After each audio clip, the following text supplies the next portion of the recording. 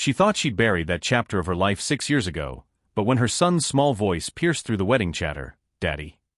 Elena's world stopped, and the man in the wheelchair looked up with eyes that still held all her broken dreams. "Hello, my wonderful family. Thank you for being here again with me. If you're excited for today's story, don't forget to hit that subscribe button and drop a comment telling me where you're tuning in from. And guess what? Tomorrow I'll be back with another story just as thrilling. You definitely don't want to miss it. Now, let's jump right in. She thought she'd buried that chapter of her life 6 years ago, but when her son's small voice pierced through the wedding chatter, "Daddy." Elena's world stopped, and the man in the wheelchair looked up with eyes that still held all her broken dreams. Elena Martinez adjusted the collar of her son's tiny navy blazer for the third time, her fingers trembling slightly as classical music drifted from the chapel doors. The spring afternoon was perfect for a wedding, too perfect, she thought bitterly. Happiness seemed to mock her from every blooming flower and laughing guest. "Mama, you're hurting me," 5-year-old Lucas whispered, his dark eyes, those eyes, looking up at her with concern that seemed far too mature for his age. "Sorry, baby." She knelt to his level, smoothing his thick black hair that refused to cooperate despite the gel she'd applied. Her heart clenched as she studied his face, the strong jawline, the intelligent eyes, the stubborn cowlick that no amount of product could tame. Features that belonged to a man she'd spent 6 years trying to forget. "Is this where Uncle Miguel is getting married?" Lucas asked, tugging at his bow tie. "Yes, sweetheart. And remember what we talked about? Best behavior, okay? No running around, no. No talking to strangers," Lucas finished with a dramatic sigh. "I know, Mama. But what if they talk to me first? That's just being polite, right?" Elena's chest tightened. Her son had inherited more than just physical traits from his father. His natural charm and confidence were evident even at 5. "Just stay close to me, okay?" She checked her phone. 15 missed calls from the accounting firm where she worked nights after Lucas went to bed. The promotion she'd been hoping for seemed further away than ever, but she couldn't afford to think about that now. Today was about family, the family she'd chosen, not the one that had abandoned her. Inside the chapel, she found her seat in the back row, as always. Lucas swung his legs, fascination bright in his eyes as he watched the elegant crowd. Elena recognized some faces from the society pages. Miguel had certainly moved up in the world since their childhood in the Mission District.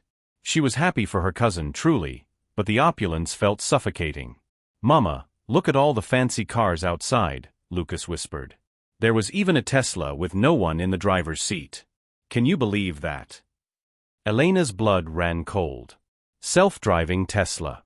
There was only one person she knew who'd been obsessed with that technology, who'd talked endlessly about the future of autonomous vehicles during those late nights in his penthouse. "No. Stop. He wouldn't be here. Miguel doesn't even know him." But her hands had gone clammy, and she found herself scanning the crowd with growing dread. Lawrence's world, 2:45 p.m. Lawrence Castellanos stared at the ornate invitation in his lap, the gold embossing blurring as his vision wavered from the pain medication. "Miguel Torres requests the honor of your presence." He'd almost thrown it away 3 times. The last thing he wanted was to be wheeled into a room full of people who would either pity him or pretend not to notice the empty legs beneath his Italian wool suit. But Miguel had saved his life once, back when Lawrence was just starting Castellanos Enterprises and a rival company had tried to destroy him with false embezzlement charges. Miguel, then a struggling law student, had worked pro bono to clear Lawrence's name. Some debts couldn't be repaid with money. The reception venue sprawled before him, all marble columns and crystal chandeliers, the kind of place he used to own rather than visit. His driver had positioned the wheelchair van discreetly behind the building, but David knew there was no hiding what he'd become. The man who once commanded boardrooms and inspired fear in competitors was now dependent on others for the most basic tasks. His phone buzzed with the usual flood of messages from his assistant, board members, investors, all dancing around the same question: when was he coming back to work? The accident had been 8 months ago, but the company was hemorrhaging money without his direct involvement. His physical therapy sessions were grueling, his doctors were cautiously optimistic about partial recovery, but Lawrence had lost something more fundamental than the use of his legs. He'd lost his purpose, his identity, his belief that he deserved happiness. The wedding ceremony had been beautiful, he supposed. He'd positioned himself in the far back corner, arriving late and planning to leave early. But as the guests moved toward the reception hall, his chair's battery died. Of course it did. Marcus, his driver, was dealing with a parking issue, leaving David stranded near the garden entrance. He watched couples stream past, women in flowing dresses, men in sharp suits, children darting between their parents' legs with boundless energy. A life he'd once imagined for himself, before ambition consumed everything else. Before he'd made the worst mistake of his life and lost the only woman who'd ever seen past his money to the man underneath. Elena. Even now, her name was a wound that wouldn't heal. A small voice broke through his reverie. "Excuse me, mister, are you okay?" David looked down to find a little boy with enormous dark eyes and an earnest expression. The child couldn't have been more than 5, wearing a navy blazer that was slightly too big for his small frame. "I'm fine, thank you," Lawrence managed, his voice rough from disuse. "You look sad," the boy continued, tilting his head. "My mama says when people look sad, sometimes they just need someone to talk to. Are you here for the wedding too?" Something about the child's direct gaze and genuine concern cracked something inside Lawrence's chest. "Yes, I am." "Are you here with your family?" "Just me and Mama. She's..." The boy turned to scan the crowd, and Lawrence felt the world tilt sideways. Standing 20 feet away, frozen in absolute shock, was Elena Martinez. 6 years had only made her more beautiful. Her dark hair was longer now, cascading in soft waves over her shoulders. She wore a simple emerald dress that hugged her curves perfectly, but it was her eyes, those warm brown eyes he'd never forgotten, that stopped his heart. She looked terrified. The little boy followed Lawrence's gaze and waved enthusiastically. "Mama, come meet my new friend." But Elena didn't move. She stood rooted in place, one hand pressed to her chest, her face cycling through emotions Lawrence couldn't read. Shock. Fear. Something that might have been grief. And then the child turned back to Lawrence with a bright smile and said the words that would change everything. "What's your name, mister?" "I'm Lucas. Lucas Martinez." Lawrence's world imploded. Lucas. The name she'd always said she'd give their son. What do you think is going through Elena's mind right now? Have you ever had a moment where your past collided with your present in the most unexpected way? Share your thoughts below. Sometimes the universe has plans we never saw coming. The single word hung in the air like a prayer and a curse combined. Daddy. Time fractured into crystalline moments. Lawrence's hands gripped the wheelchair's armrests so tightly his knuckles went white. The child, his child, stood before him with Elena's warm eyes and his own stubborn jawline, waiting for an answer that could reshape 3 lives forever. "Lucas, no." Elena's voice cut through the garden like broken glass. She was moving now, her heels clicking desperately against the stone pathway, but she seemed miles away instead of mere feet. Lucas tilted his small head, confusion clouding his features. "But Mama, he looks just like the picture you keep in your jewelry box. The one you cry over sometimes when you think I'm asleep." The words hit Lawrence like physical blows. She kept his picture. She cried over it. 6 years of silence, 6 years of believing she'd moved on completely, and she'd been, what? Mourning him? Missing him? Elena reached them, breathless and pale, her hands trembling as she pulled Lucas against her side. "I'm sorry," she whispered, not meeting Lawrence's eyes. "He doesn't understand. We should go." "Don't." Lawrence's voice came out rougher than intended, stopping her mid-turn. "Please." For the first time in 6 years, Elena Martinez looked directly at him. The impact was devastating. Her eyes held everything: love, hate, exhaustion, hope, fear. All the emotions he'd buried deep inside his chest came roaring back to life. "You look..." She started, then stopped, her gaze flickering to the wheelchair. "Different." Lawrence supplied, bitter humor coating his words. "Broken? Less than I was." "Tired," she finished softly. "You look tired, Lawrence." Hearing his name on her lips again nearly undid him. She'd always said it differently than everyone else, not like the business associates who spoke it with reverence or fear, but like it was something precious. Something worth holding on to. Lucas looked between them, his 5-year-old brain working to process the tension crackling in the air. "Mama, why are you crying?" Elena touched her cheek, seemingly surprised to find tears there. "I'm not, baby. This is..." An old friend, Lawrence finished, his eyes never leaving Elena's face. Your mama and I knew each other a long time ago. Before I was born. Lucas asked with a directness only children possessed. The silence stretched taut. Elena's breath caught, and Lawrence felt the weight of the truth pressing down on all of them. Yes, Elena whispered. Before you were born. Lucas, with the fearless curiosity of childhood, stepped closer to Lawrence's wheelchair. What happened to your legs? Lucas. Elena's voice was sharp with embarrassment. But Lawrence found himself almost smiling, the first genuine expression he'd worn in months. It's okay. I was in an accident, Lucas. Sometimes grown-ups get hurt, and their bodies don't work the same way anymore. Does it hurt? The question was so innocent, so concerned, that Lawrence felt something crack open in his chest. Sometimes. But not right now. My mama says when things hurt, hugs make them better. Lucas looked up at Elena. Can I give him a hug, Mama? He looks like he needs one. Elena's composure finally shattered. A sob escaped her throat, and she pressed her hand to her mouth, shoulders shaking. The little boy who had never known his father was offering comfort to the man who had abandoned them both, and he had no idea. Lucas, Lawrence said gently, would you like to sit with me for a minute? I think your mama needs a moment. The boy nodded solemnly and with careful 5-year-old precision, climbed onto Lawrence's lap. The weight of him, warm and real and his, sent shock waves through Lawrence's system. This was his son. This brilliant, caring, beautiful child was his. Elena watched through her tears as Lucas settled against Lawrence's chest, small hands exploring the expensive fabric of his suit jacket. You smell like my mama's favorite candle, Lucas announced. The fancy one she only lights on special days. Sandalwood, Elena said quietly, her voice thick with emotion. He always wore sandalwood cologne.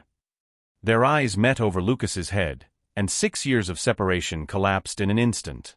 Lawrence remembered everything. How she used to steal his shirts because they smelled like that cologne, how she'd curl against him in the mornings and breathe him in like he was essential as oxygen. Mama, look. Lucas had found the expensive watch on Lawrence's wrist and was fascinated by its complications. It has so many numbers. But Elena wasn't looking at the watch.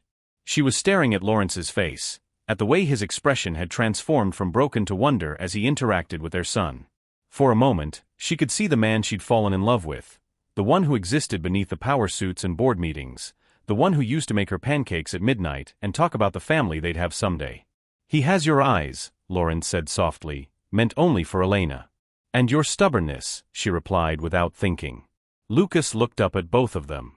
Mama, why do you both look so sad? I thought weddings were supposed to be happy. The observation hit like a physical blow. Here they were, finally together after 6 years, and all they could do was drown in their shared pain. Lawrence cleared his throat. You're right, Lucas. Weddings are for celebrating. He looked up at Elena. Maybe we could talk? After the reception. Elena's walls slammed back up instantly. I don't think that's a good idea. Mama, Lucas said, still perched on Lawrence's lap with the unconscious trust of a child. He's nice. And he smells good. And he answered my questions without getting mad. He looked up at Lawrence. Are you going to stay for the party? There's supposed to be cake. The hope in the child's voice was devastating. Lawrence felt Elena's internal war as if it were his own, the desire to protect Lucas warring with something deeper, something that had never fully died despite everything that had happened between them. Lawrence started, then stopped. What could he say? That he'd planned to leave early because being around happiness felt like torture? That seeing families together reminded him of everything he'd lost, twice? Elena made the decision for him. Mr. Castellanos was just leaving, sweetheart. He has important business to attend to. The formality was a knife to the heart. Mr. Castellanos. As if they were strangers. As if they hadn't once planned to spend forever together. But Mama, Lucas protested, he looks lonely. And you always say we should be kind to lonely people. What would you do in Elena's position? Sometimes protecting our children means making impossible choices. Do you think she's right to keep Lucas away, or should she give Lawrence a chance? Let us know what you think in the comments. Elena's protective instincts roared to life like a mother bear defending her cub. She couldn't let this happen, couldn't let Lawrence waltz back into their carefully constructed world and destroy the peace she'd fought so hard to build. Come on, Lucas. Elena's voice carried an edge of desperation as she gently lifted her son from Lawrence's lap. We need to find Uncle Miguel and congratulate him. But Mama. Now, Lucas. The sharpness in her tone made Lucas's bottom lip tremble. He'd never heard that particular note in his mother's voice, fear wrapped in false authority. The little boy looked back at Lawrence with confusion, and the longing in that glance nearly broke Elena's resolve.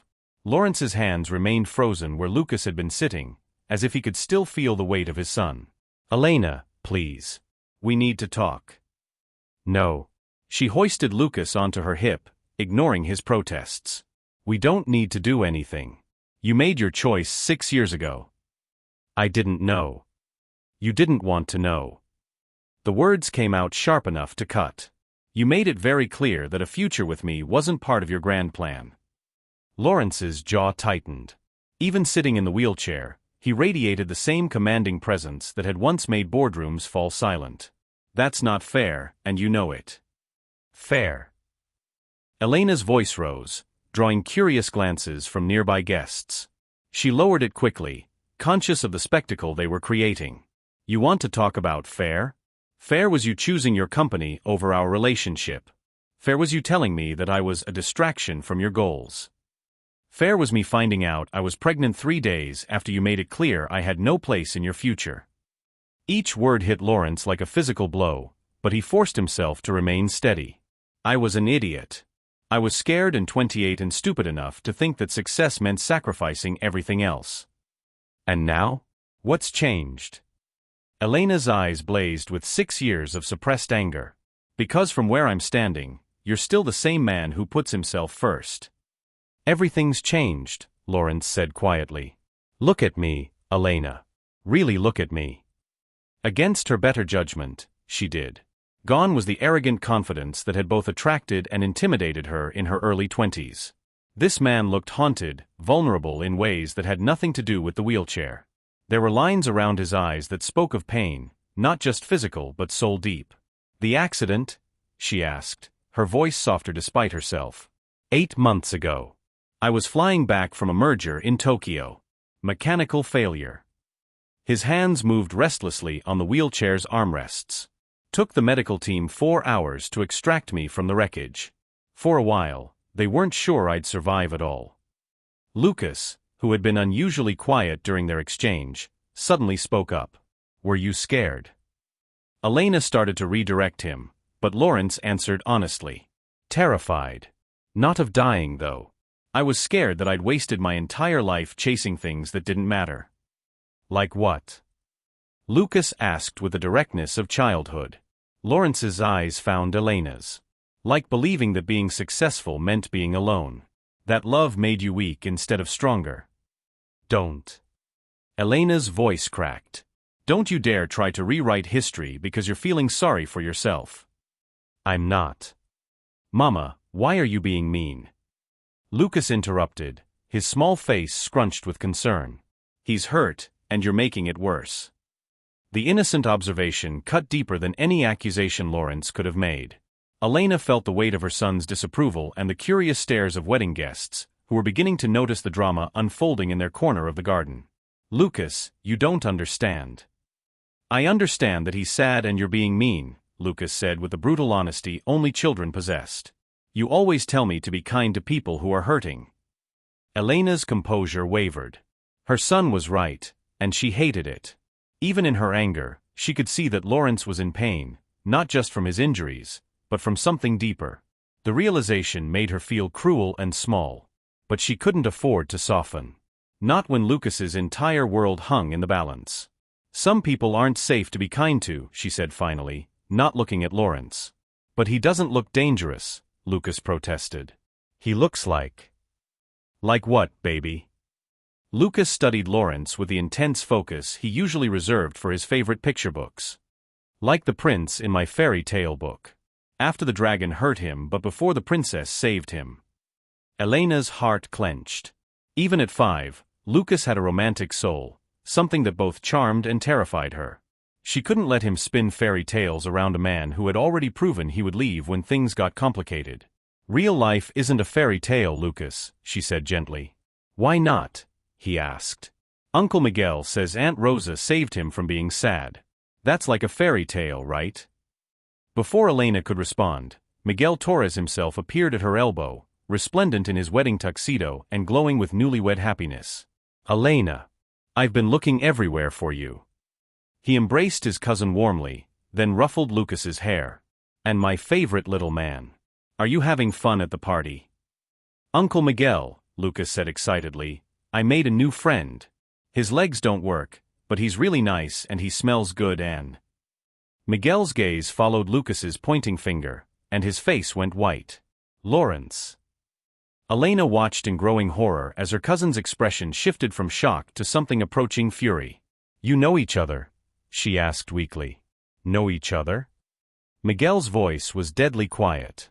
"Lawrence Castellanos is the reason I became a lawyer. He's also the son of a bitch who broke my cousin's heart and disappeared without a trace." The wedding reception chatter around them began to fade as more guests noticed the tension. Elena felt trapped between her past and present, between her desire to protect Lucas and her family loyalty to Miguel. Lawrence, to his credit, didn't flinch under Miguel's hostile stare. "Miguel, congratulations on your wedding." "Don't." Miguel stepped protectively in front of Elena and Lucas. "Don't you dare act like we're friends. I know what you did to her. I know how you left her. I made mistakes." "Mistakes?" Miguel's voice rose. "Mistakes are forgetting to call or showing up late to dinner. What you did was abandonment. What you did was cowardice." "Miguel, please," Elena whispered, acutely aware of the crowd gathering around them. "Not here. Not at your wedding." But her cousin was beyond reason. 6 years of watching Elena struggle as a single mother, 6 years of seeing her work multiple jobs and sacrifice her own dreams for Lucas, had built up into this moment. "Do you know what she went through after you left?" Miguel continued, his voice shaking with rage.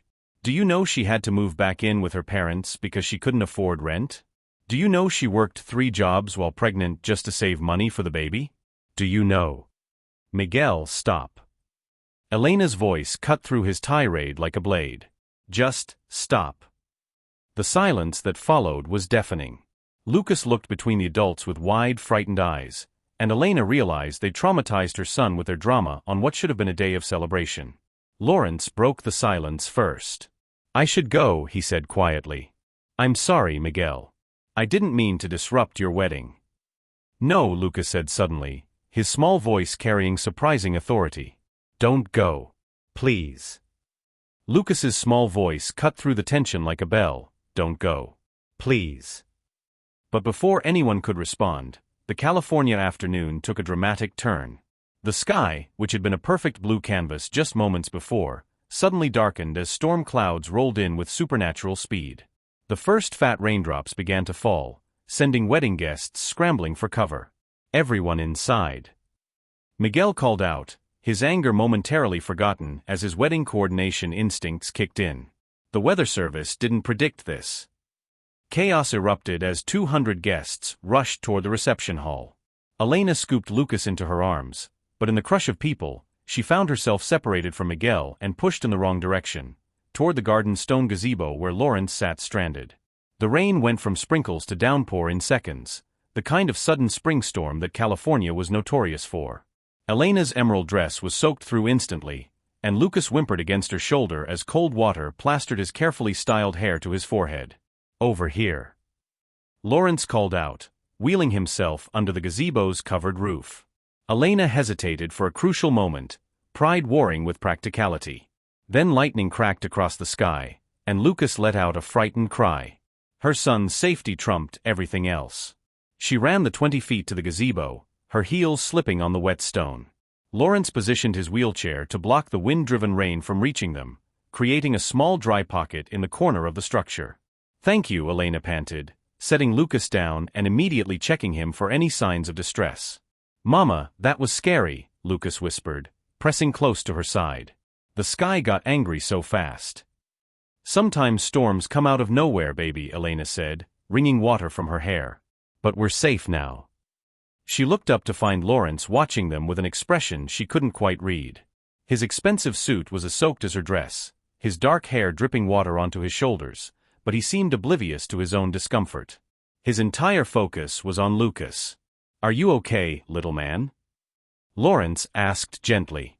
Lucas nodded, though he stayed pressed against Elena's side. I don't like loud thunder.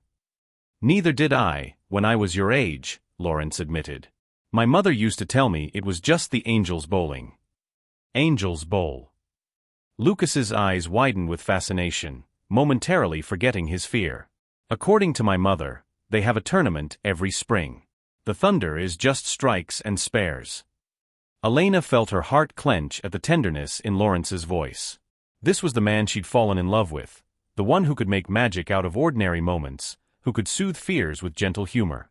She'd forgotten this version of him existed beneath the corporate armor.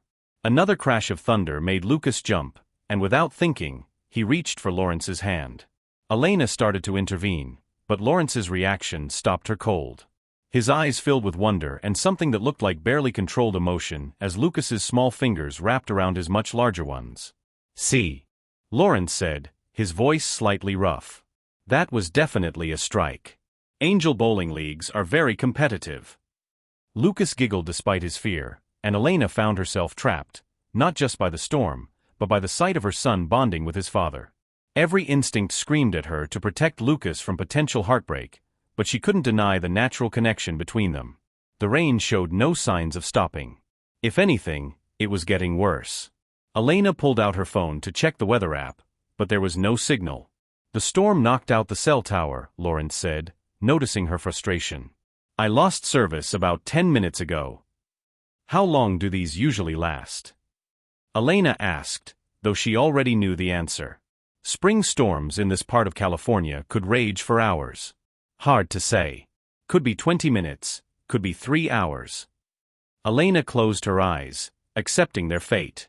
They were stuck here together, with nowhere to run and no distractions from the conversation she'd been avoiding for 6 years. Mama, Lucas said, tugging on her damp dress, I'm cold. Without hesitation, Lawrence began stripping off his suit jacket. Here, buddy. Lawrence, you don't have to. He's cold, Lawrence said simply, wrapping the expensive jacket around Lucas's small shoulders. It was comically large on the 5-year-old, but it was warm and dry on the inside. Better. Lucas nodded gratefully, snuggling into the jacket that smelled like sandalwood and safety. Elena watched this exchange with growing confusion. This wasn't the cold, distant businessman who had crushed her heart 6 years ago. This man was different. Softer. More present. You've changed, she said quietly, meant only for Lawrence's ears. Losing everything has a way of clarifying what actually matters, he replied, his gaze never leaving Lucas. Everything. Lawrence's smile was bitter. My legs, my confidence, my belief that I could control the outcome of every situation. He paused. The company's struggling without me at the helm. Stock prices are down 30%. The board is pressuring me to step down permanently. Elena felt a stab of unexpected sympathy. Castellanos Enterprises had been Lawrence's life, his identity, his obsession. Losing it must feel like losing himself all over again. I'm sorry, she said, and meant it. Are you? His dark eyes searched her face. Or is part of you glad that karma finally caught up with me? Elena considered lying, but she'd never been good at deception. Both, she admitted.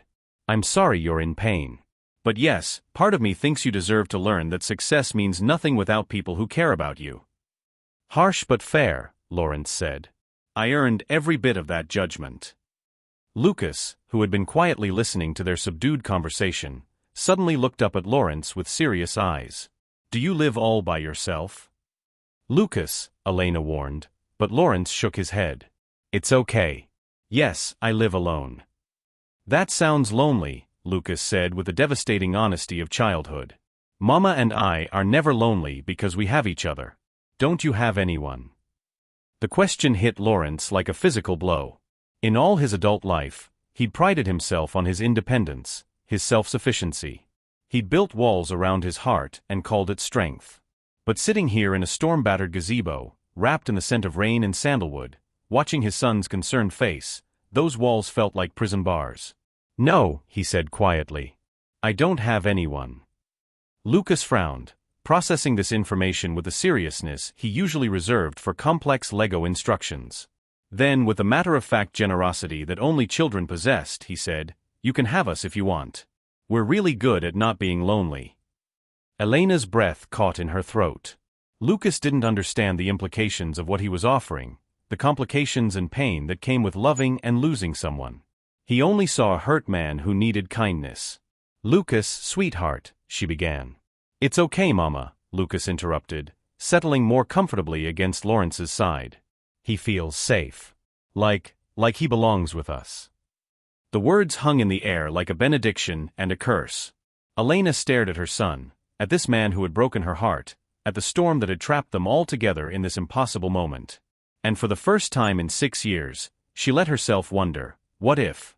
Have you ever been in a situation where circumstances forced you to face something you were trying to avoid?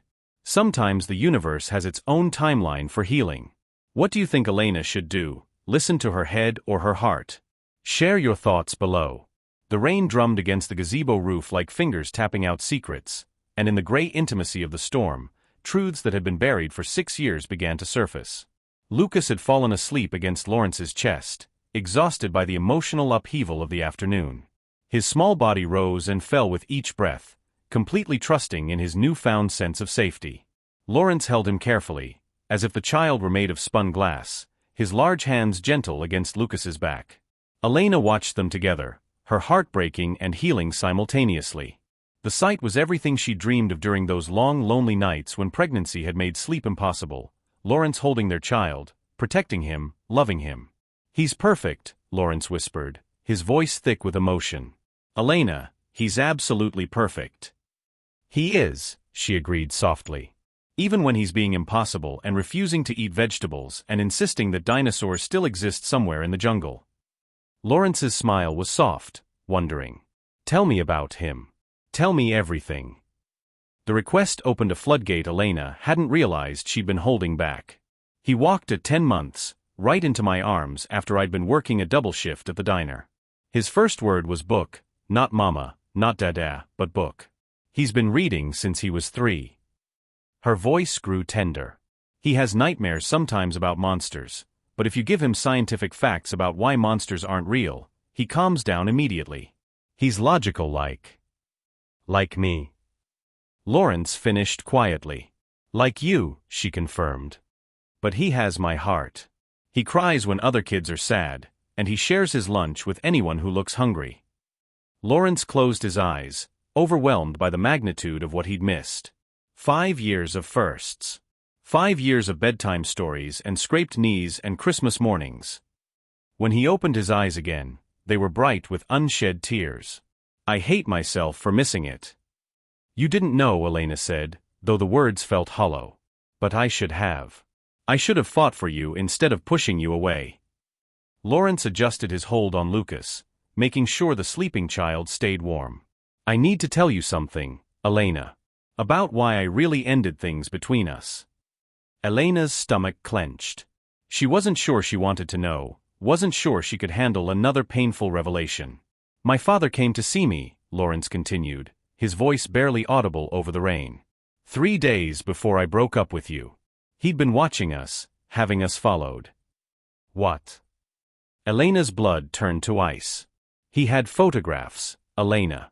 Of you leaving my apartment, of us having dinner, of you at your job at the bookstore." Lawrence's jaw tightened with old rage. "He said you were beneath the Castellanos' name. That you were obviously after my money and would drag down everything our family had built." Elena felt sick. She remembered that week clearly, how Lawrence had suddenly become distant, how their conversations had turned stilted and cold. She'd thought he was losing interest, that the novelty of dating someone from her background was wearing off. "But that wasn't the worst part," Lawrence continued, his voice breaking. "He threatened you. Said if I didn't end things cleanly, he'd make sure you lost your job, that your family's small business would mysteriously face insurance problems, health code violations, anything to destroy your lives." The revelation hit Elena like a physical blow. So you protected me by destroying me? I was 28 and terrified and stupid, Lawrence said desperately. I thought if I could just get established enough, powerful enough, I could come back for you. I thought I could build something so strong that not even my father could touch it, and then we could be together without fear. But you never came back. Because I was a coward. The admission tore from his throat. Because every month that passed made it harder to face what I'd done to you. And then my father died 2 years later, and I realized I'd sacrificed everything that mattered for his approval I never got anyway. Elena sat in stunned silence, processing this new version of their history. The man she'd loved hadn't abandoned her out of selfishness. He'd thought he was saving her. The knowledge should have been comforting, but instead, it felt like salt in old wounds. You should have told me, she whispered. You should have trusted me to make my own choice. You're right. But Elena, there's something else. Lawrence's voice grew impossibly gentle. When I found out about the threats my father had made, I hired a private investigator to check on you. To make sure you were okay. Elena looked up sharply. What? I know about the pregnancy, Elena. I found out 3 months after Lucas was born. The world tilted sideways. Elena stared at him, her mind reeling. You knew. I knew and I stayed away. Lawrence's voice cracked with self-loathing. Because I thought. God, I thought you were better off without me. I thought I was poison, that everything I touched got destroyed. I thought Lucas would be safer, happier, with you alone than with me bringing chaos into his life. That wasn't your decision to make. Elena's voice rose, waking Lucas slightly. She lowered it to a harsh whisper. That was my choice, Lawrence. Mine and his. I know, and I've regretted it every single day for 5 years. Tears were flowing freely down Lawrence's cheeks now. I have a trust fund in his name. I've been putting money away for his college, for his future, for anything he might need. I watch from a distance and make sure you both have everything. Stop. Elena held up a hand, her own eyes swimming. Just stop. The silence stretched between them, heavy with years of misunderstanding and misdirected protection. Lucas stirred in Lawrence's arms, murmuring something unintelligible before settling back into sleep. The scholarships, Elena said suddenly, pieces clicking into place. Lucas's daycare suddenly having financial aid available. The anonymous donation that paid for my nursing program. That was you. Lawrence nodded miserably. I couldn't be in your lives, but I could make sure you had opportunities. I could make sure Lucas never wanted for anything. Elena stood abruptly, pacing to the edge of the gazebo where rain created a curtain between them and the rest of the world. You've been puppet mastering our lives for years, and you think that makes it better? I think it makes me a selfish bastard who was too much of a coward to do the right thing, Lawrence said quietly. I think it makes me someone who loved you both so much that I convinced myself my absence was a gift. Elena turned back to him, her face streaked with tears. Do you have any idea what it was like? Thinking you just didn't care? Thinking I meant so little to you that you could walk away without looking back. Elena. I used to imagine running into you somewhere, forcing you to see Lucas, making you regret leaving us. Her voice broke. I never imagined this. I never imagined that you were trying to love us from a distance. Lawrence shifted carefully, making sure not to disturb Lucas, and reached toward Elena with his free hand. I'm sorry. I'm so sorry for all of it.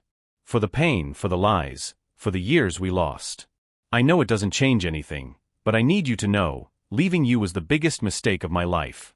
Not fighting for you, for us, for the family we could have been. It destroyed me long before the accident ever could. Elena stared at his outstretched hand, at the man who had shaped her entire adult life through his presence and absence. Everything she thought she knew about their story had been rewritten in the span of 20 minutes. The picture, she whispered suddenly. The one Lucas mentioned, in my jewelry box. It's not the one you think it is. Lawrence frowned. What do you mean? Elena's smile was watery, broken. It's not from when we were together. I had someone take it at your father's funeral. You were standing alone by his grave, and you looked so lost. So destroyed. I kept it because even after everything, even hating you, I still loved you. And I could see that you were suffering too. The revelation hit Lawrence like a sledgehammer. She'd been there. She'd seen his grief, his regret, and she'd still loved him enough to capture that moment, to keep it close to her heart. "Elena," he whispered, but she was already moving, crossing the small space between them. "We're both idiots," she said, her voice thick with tears. "Stubborn, prideful, protective idiots who hurt each other trying to do the right thing. Sometimes the truth changes everything we thought we knew." Elena and Lawrence both made choices they thought were protecting the people they loved. Do you think love justifies their decisions, or should they have trusted each other with the truth? Let us know what you think about their complicated history. The storm was softening into a gentle patter, but neither Elena nor Lawrence noticed. For the first time in 6 years, they were seeing each other clearly, not through the lens of hurt and misunderstanding, but as they truly were, two people who had loved each other enough to sacrifice everything, including their own happiness. Elena knelt beside Lawrence's wheelchair, close enough to touch but still maintaining that final fragile barrier. Lucas continued sleeping peacefully in his father's arms, his small fingers curled into the fabric of Lawrence's shirt as if even in dreams he knew he belonged there. "Can I?" Elena hesitated, then reached out to brush a strand of hair from Lucas's forehead. Her fingers accidentally grazed Lawrence's chest, and the contact sent electricity through both of them. "Can I tell you about the day he was born?" Lawrence's breath caught. "Please." Elena settled beside them, her voice soft with memory. "It was October 15th, 3 in the morning. I'd been having contractions all day, but I kept thinking it was false labor because I wasn't ready. I wasn't ready to do it alone." Her smile was tremulous. "But Lucas had other plans. Always does." "Were you scared?" Lawrence asked, his free hand moving instinctively to cover Elena's where it rested on the chair's armrest. "Terrified. But the moment I heard his cry, when they placed him on my chest." Elena's eyes filled with tears. "He looked exactly like you, Lawrence. Those serious dark eyes, that little furrow between his brows like he was already trying to figure out the world. And I fell in love all over again, with him, and with the part of you that would always be with us." Lawrence closed his eyes, overwhelmed. "I should have been there." "You're here now," Elena said quietly. "That's what matters."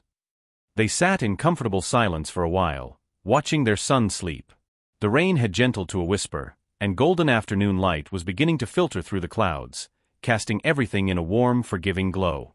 "He asks about his father sometimes," Elena admitted. "I've always told him that his daddy loved him very much but couldn't be with us. I never wanted him to feel unwanted or abandoned."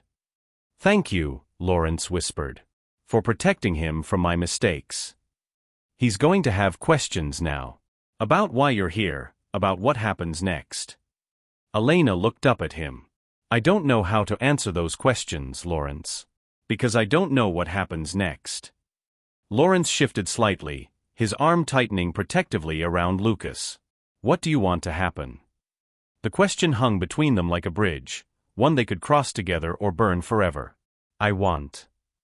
Elena started, then stopped. "I want to not be afraid anymore. I want to stop punishing both of us for things we can't change. I want Lucas to know his father." She paused, gathering courage. "And I want to remember what it felt like to not carry all of this alone." "You don't have to carry it alone anymore," Lawrence said, his voice rough with emotion. "If you'll let me, I want to be here. Not just for Lucas, but for you. For us." Elena studied his face, searching for the man she'd fallen in love with beneath the scars and suffering of the intervening years. He was there, older, wounded, humbled by loss, but still fundamentally him. Still the man who remembered her favorite coffee order and the way she liked to be held during thunderstorms. "The wheelchair doesn't scare me," she said suddenly. Lawrence blinked, surprised by the directness. "Elena, I need you to know that. Whatever happens between us, it won't be because I can't handle your disability. It would be because I'm afraid of my heart breaking again." She reached up to touch his face gently. "But looking at you now, holding our son, I think it might already be too late to protect myself." Lawrence turned his face into her palm, pressing a soft kiss there. "I can't promise I won't make mistakes. I can't promise the rehabilitation will be easy or that I'll ever be the same man I was before." "I don't want the same man," Elena said firmly. That man was so busy conquering the world that he forgot to fight for what mattered most. This man, the one holding our son like he's the most precious thing on earth, this is the man I could love forever. Lucas stirred then, blinking sleepy eyes as he became aware of the conversation happening around him. He looked up at Lawrence with perfect trust, then over at his mother kneeling beside them. "Did the angels finish bowling?" he asked seriously. Lawrence chuckled, the sound rich and warm. "I think they did, buddy. Listen, it's quiet now." Lucas sat up slightly, still nestled against Lawrence's chest, and considered this information. Good. I was getting tired of all the noise. He looked between his parents with the perception that children sometimes possessed in quiet moments. "Are you and Mama friends now?" Elena and Lawrence exchanged a look over his head, a look that spoke of possibility and second chances and the terrifying, wonderful prospect of building something new from the ashes of what they'd lost. "Yes," Elena said softly. "We're friends." "Good," Lucas said with satisfaction. "I like him, Mama. He smells nice, and he tells good stories about angels, and he makes you smile the way you do when you look at that picture in your jewelry box." Elena flushed, but Lawrence was smiling at their son with wonder. "You're very observant, aren't you, Lucas?" "Mama says I notice everything," Lucas confirmed proudly. "Like how you have the same hands as me." He held up his small hand next to Lawrence's much larger one. "See? The same long fingers. And you both get the same little line between your eyebrows when you're thinking hard." Elena caught her breath. Even at 5, Lucas was unconsciously cataloging the resemblances, building a bridge between himself and this man who felt familiar in ways he couldn't yet understand. "Would you?" Lawrence's voice was hesitant, hopeful. "Would you like to know more about me, Lucas? About where those hands and that thinking line came from?" Lucas nodded eagerly. "Yes. Are there more people who look like us?" Lawrence smiled, and for the first time in years, it reached his eyes completely. "There are. I have a sister in Spain who has the same stubborn cowlick in her hair that you do. And my grandmother had those same serious eyes. She was a teacher who loved books just like your mama." "Really?" Lucas's face lit up with delight. "Can I meet them someday?" "If your mama says it's okay, I would love for you to meet them." Lucas turned to Elena with pleading eyes. "Can we, Mama? Please." Elena felt her last defenses crumble. Looking at her son's hopeful face, at Lawrence's tentative smile, she realized that fear was a poor substitute for living. They'd all been existing in careful isolation, protecting themselves from pain but also from joy. "Maybe we can arrange that," she said, and Lucas whooped with excitement. The sun chose that moment to break fully through the clouds, streaming golden light across the gazebo and highlighting the small family tableau they made. Elena, still kneeling beside the wheelchair. Lawrence, holding their son with careful reverence. Lucas, bridging the space between them with his innocent acceptance and love. "Are we going to be a real family now?" Lucas asked, his voice filled with 5-year-old hope and certainty. Elena looked at Lawrence, seeing her own cautious hope reflected in his dark eyes. "Yes," Lawrence said quietly, his gaze never leaving Elena's face. "If your mama will have us, I think we're going to be a real family." "Finally," Lucas said with a dramatic sigh that made both adults laugh. "I've been waiting forever for a daddy." Sometimes the most beautiful moments come after the storm passes. What do you think makes a real family? Is it biology, or the choice to love and care for each other? Share your thoughts on what family means to you in the comments below. The golden moment shattered like glass when Marcus, Lawrence's longtime assistant and current company proxy, appeared at the gazebo entrance. His expensive suit was immaculate despite the storm, his tablet clutched in his manicured hands like a weapon, and his expression was thunderous. "There you are," Marcus said, his voice sharp with barely controlled fury. "I've been searching everywhere. We have a crisis, Lawrence. The board meeting moved up to Monday, and they're calling for a vote of no confidence." Elena felt the temperature drop 10 degrees as Lawrence's entire demeanor shifted.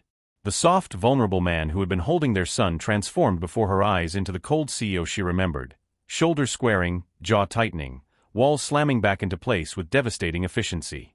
"Marcus, not now," Lawrence said quietly, his arm still around Lucas but his voice carrying that familiar note of command. "Now is all we have." Marcus's eyes flicked dismissively over Elena and Lucas, clearly categorizing them as irrelevant obstacles. The Yamamoto merger fell through because you weren't there to close it personally. Stock prices dropped another 12% overnight. The shareholders are panicking, and frankly, so am I. Lucas, sensing the sudden tension, pressed closer to Lawrence. Mama, who is the angry man? Someone who doesn't understand that there are more important things than business, Elena said coolly, her protective instincts flaring. Marcus's laugh was harsh. More important than a billion-dollar empire? Than the livelihoods of 15,000 employees? I think not. He turned his attention fully to Lawrence. This is exactly what I warned you about. Distractions. Emotional entanglements that compromise your judgment. Be very careful how you finish that sentence. Lawrence's voice was dangerous now, the old steel returning. But Marcus was beyond caution. Look at yourself. Sitting in the rain with. He gestured dismissively at Elena and Lucas, with people who have no understanding of what you've built, what you're responsible for. While you're playing house, your entire legacy is crumbling. Elena stood slowly, her hands trembling with rage. Playing house? Lucas is his son. Marcus's expression shifted to something between shock and disgust. His what? You heard me. Lawrence, Marcus said, his voice deadly quiet, please tell me this is some kind of joke. Please tell me you haven't been hiding a child while the company needs your full attention. My personal life is not your concern, Lawrence said, but Elena could hear the uncertainty creeping into his voice. Your personal life became my concern when I've spent the last 8 months keeping your empire from collapsing. Marcus's professional veneer finally cracked completely. Do you know what I've sacrificed? My marriage, my health, my sanity, all to preserve what you built. And for what? So you can abandon it all for some woman and her bastard child. The word hung in the air like a slap. Lucas didn't understand its meaning, but he understood the venom behind it. His small body went rigid against Lawrence's chest. Elena moved like lightning, stepping between Marcus and her family. Get away from us. Now. Elena. Lawrence's voice was strained, torn between fury at the insult and the crushing weight of responsibility Marcus had just dumped on his shoulders. Marcus, you're out of line. Am I? Or am I the only one thinking clearly? Marcus pulled up something on his tablet. The media is already circling. Someone at the wedding took pictures of your little family reunion. By Monday morning, this will be front-page news. Crippled CEO's secret love child will be trending on every social media platform. Elena felt sick. She'd forgotten about phones, about cameras, about the way the wealthy lived under constant scrutiny. They'll tear your lives apart, Marcus continued remorselessly. Every detail of your relationship, every struggle you faced as a single mother, every penny Lawrence secretly funneled your way, it'll all come out. Is that what you want for your son? Lucas was crying now, overwhelmed by the adult anger swirling around him. Elena lifted him from Lawrence's lap, but he reached back toward his father with desperate hands. Daddy, don't let the mean man take you away. The word, Daddy, hit Lawrence like a physical blow. But instead of joy, he felt only terror. Terror for what exposure would do to Elena's carefully built life, to Lucas's innocent world. Marcus is right, Lawrence said suddenly, his voice hollow. I can't do this to you. Either of you. Elena stared at him in disbelief. What? Look around, Elena. This is my world. Corporate warfare, media scrutiny, impossible choices between duty and desire. His hands moved restlessly on the wheelchair's armrests. Lucas deserves better than to grow up in the spotlight, having his every move dissected by strangers. You deserve a normal life with a man who can put you first without destroying thousands of livelihoods. Lawrence, don't do this, Elena whispered, recognizing the familiar pattern. Don't push us away to protect us. I'm not pushing you away. I'm facing reality. Lawrence's voice was gaining strength, conviction. The company needs me. 15,000 employees depend on me. I can't abandon them for my own happiness. What about our happiness? Elena's voice cracked.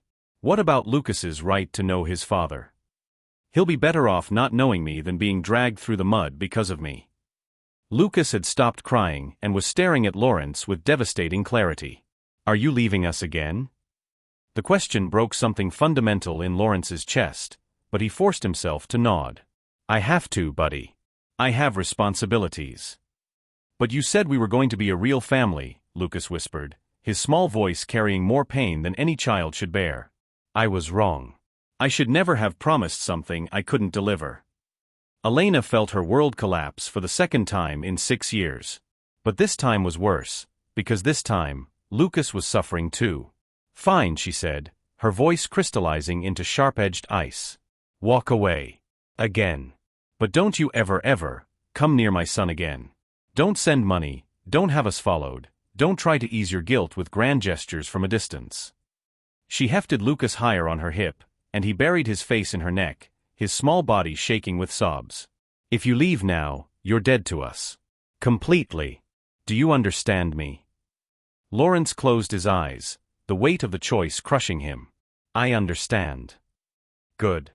Elena's voice was steady, but tears were streaming down her cheeks. "Because I won't let you break his heart a second time. I won't let you teach him that love comes second to everything else." She turned to go, then paused. "Marcus." "Yes. If I ever see you near my family again, I'll destroy you. I'll make it my life's work to tear down everything you've built." "That's not a threat, it's a promise." Marcus actually stepped backward at the venom in her voice. Elena walked away without looking back, carrying their sobbing son toward the main building where the wedding reception continued in blissful ignorance. She didn't see Lawrence's face crumble as she disappeared, didn't see the tears streaming down his cheeks, didn't hear him whisper, "I love you both." But Lucas did. Over his mother's shoulder, through his tears, he watched his father disappear into the growing shadows of the gazebo. And for the second time in his short life, though he was too young to understand it fully, Lucas lost his father to fear disguised as noble sacrifice. Marcus clapped Lawrence on the shoulder with false sympathy. "You made the right choice. Now let's get you home so we can plan our counter-strategy for Monday." But as they left the gazebo behind, Lawrence felt something die inside his chest, the last flicker of hope he'd carried for 6 long years, finally extinguished by his own hand. Lawrence sat alone in his penthouse at 3 in the morning, staring at the contract that would change everything. The papers Marcus had spread across his coffee table would restructure Castellanos' enterprises, bringing in outside investors who would strip away his control but save the company from collapse. All he had to do was sign. "The shareholders will love it," Marcus had said earlier, pacing excitedly around the sterile living room. "We maintain operational control while bringing in fresh capital. Your rehabilitation continues privately, away from media scrutiny. Everyone wins." But Lawrence felt like he was dying. The penthouse was exactly as he'd left it 8 months ago, all glass and steel and cold perfection. The same space where he'd once dreamed of bringing Elena, where he'd imagined Lucas's laughter echoing off the walls. Now it felt like a mausoleum, preserving the ghost of a man who no longer existed. His laptop sat open beside the contracts, displaying the same news article Marcus had showed him hours earlier. "Mysterious child approaches disabled billionaire at wedding. Who is Lucas Martinez?" They'd gotten Lucas's name, his school, details about Elena's night job and their modest apartment in the Mission District. The comment section was already filling with speculation, judgment, and the kind of vicious commentary that destroyed innocent lives for entertainment. Lawrence closed the laptop with shaking hands. He'd made his choice. He'd chosen to protect them the only way he knew how, by removing himself from their lives completely. But sitting here in the silence, surrounded by everything he'd thought mattered, he felt hollow. His phone buzzed. A text from Miguel. "I don't know what happened after the storm, but Elena came back looking destroyed. Fix this, or stay away forever. Your choice." Another buzz. This one from his sister Carmen in Barcelona. "I saw the photos online. Is it true? Do I have a nephew? Lawrence, call me. Please." And then, impossibly, a video message. Lawrence's hands trembled as he opened it. Elena's face filled the screen, her eyes red-rimmed but determined. She was sitting in what looked like her kitchen, Lucas's bedroom door visible in the background. "I'm only sending this because Lucas asked me to," she said, her voice carefully controlled. "He wanted you to see something before you make your final decision." The camera shifted, and suddenly Lucas was there, clutching a piece of paper covered in crayon drawings. His small face was tear-stained but resolute. "Hi, Daddy," Lucas said, the word hitting Lawrence like a physical blow. "Mama says you might have to go away forever because people are being mean about us being a family. But I drew you a picture." He held up the paper. It was a child's drawing, stick figures holding hands under a rainbow. A man in what was clearly meant to be a wheelchair, a woman with long dark hair, and a small boy between them. "This is us being a real family," Lucas continued, his 5-year-old voice serious beyond its years. "I know the mean man said you have to choose between work and us. But I looked it up on Mama's computer, and lots of daddies have important jobs and families." Lawrence's vision blurred with tears. "I don't need you to be perfect, Daddy. I don't need you to walk or carry me on your shoulders or any of that stuff. I just need you to love me and Mama and not go away." Lucas's voice cracked slightly. "Please don't go away again. I promise I'll be really, really good." The video shifted back to Elena. "He doesn't understand that this isn't about him being good enough," she said quietly. "I told him that sometimes adults make choices that don't make sense to children. But he insists that you're going to choose us, because that's what daddies do." Elena's composure finally cracked. "I won't beg you to stay, Lawrence. I've never begged for anything in my life, and I won't start now. But I need you to know that if you walk away this time, it's not noble sacrifice. It's cowardice. It's teaching our son that love comes with conditions, that family is disposable when things get difficult." She wiped her eyes with the back of her hand. "The media attention will die down. It always does. But the damage you do to Lucas's heart, to the way he understands love and loyalty and what it means to be a man, that's permanent." The video ended. Lawrence sat in the crushing silence of his empty penthouse, staring at the frozen image of Elena's face on his phone screen. Around him, the contracts waited. The corporate empire that had cost him everything sat balanced on his signature. He thought about his father, about the man who had built Castellanos Enterprises into a powerhouse but died alone and bitter, surrounded by money instead of love. About Marcus, whose marriage had crumbled under the weight of corporate ambition.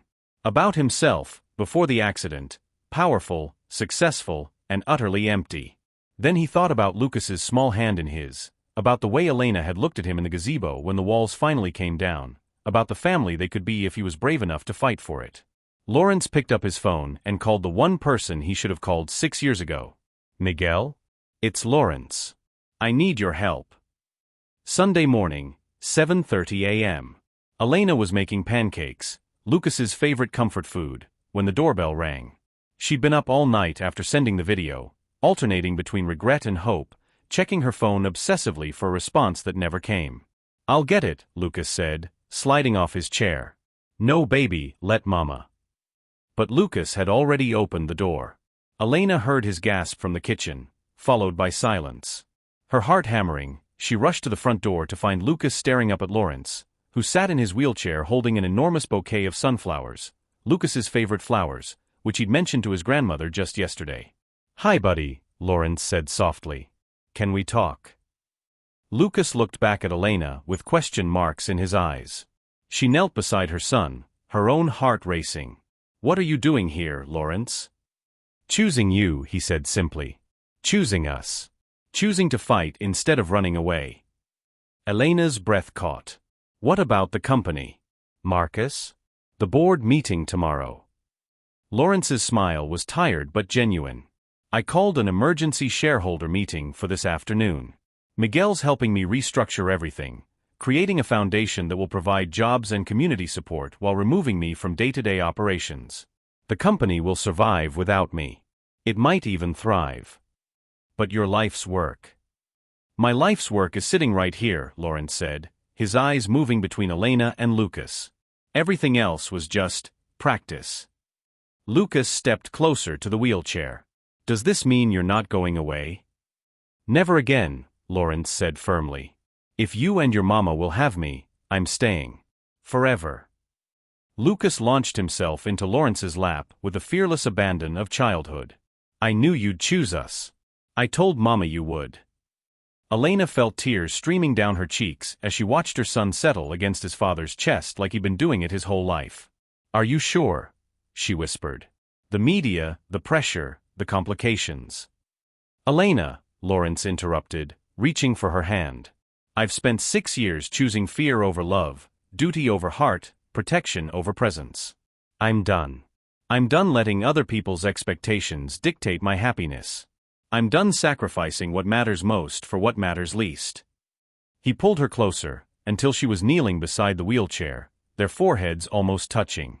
"I love you. I've loved you for 6 years, through separation and silence and stubborn pride. I love our son. I love the family we were meant to be." His voice cracked with emotion. "If you'll let me, I want to spend the rest of my life proving that love is the only choice that matters."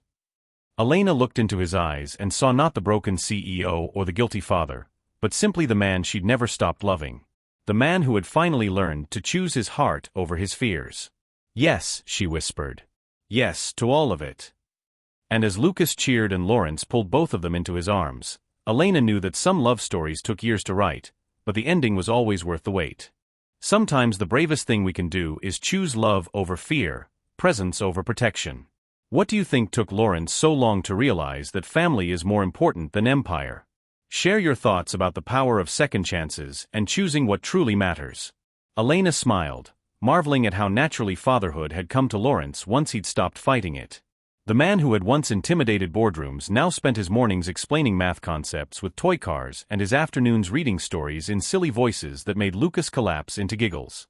The transition hadn't been seamless.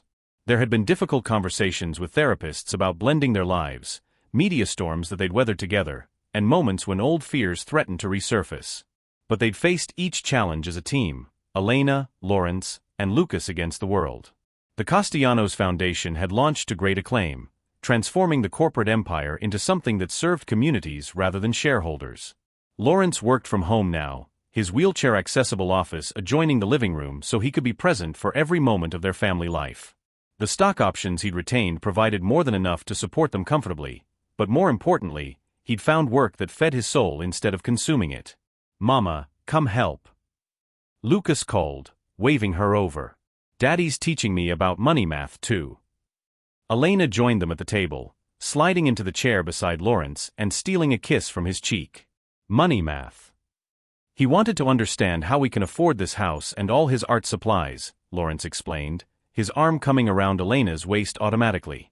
"So we're talking about how money should serve your values, not the other way around." "Very wise," Elena murmured, leaning into his warmth. It still amazed her sometimes, how easily they'd fallen back into sync. As if the 6 years apart had been a pause rather than an ending, and they'd simply picked up where they'd left off, older, wiser, more grateful for what they'd almost lost forever. Lucas had adapted to having a father with remarkable resilience. Within weeks, he'd been racing Lawrence's wheelchair around the park, showing him off to classmates as "my daddy who's really fast and tells the best bedtime stories," and insisting on pushing the chair whenever they went shopping because daddy's arms get tired, and that's what sons do. The doorbell chimed, and Lucas bounded up excitedly. "That's Aunt Carmen. She's here." Lawrence's sister had flown in from Barcelona the week after their reunion and had never really left. She'd extended her sabbatical from her teaching position, claiming she needed to get to know her nephew and help plan the wedding she'd missed. But Elena suspected Carmen was also keeping a protective eye on her brother, making sure he didn't slip back into old patterns of isolation and self-sacrifice. Carmen breezed into the kitchen, her arms full of pastries from the Spanish bakery she'd discovered in the Mission District. "Buenos dias, familia. I brought churros for my favorite nephew."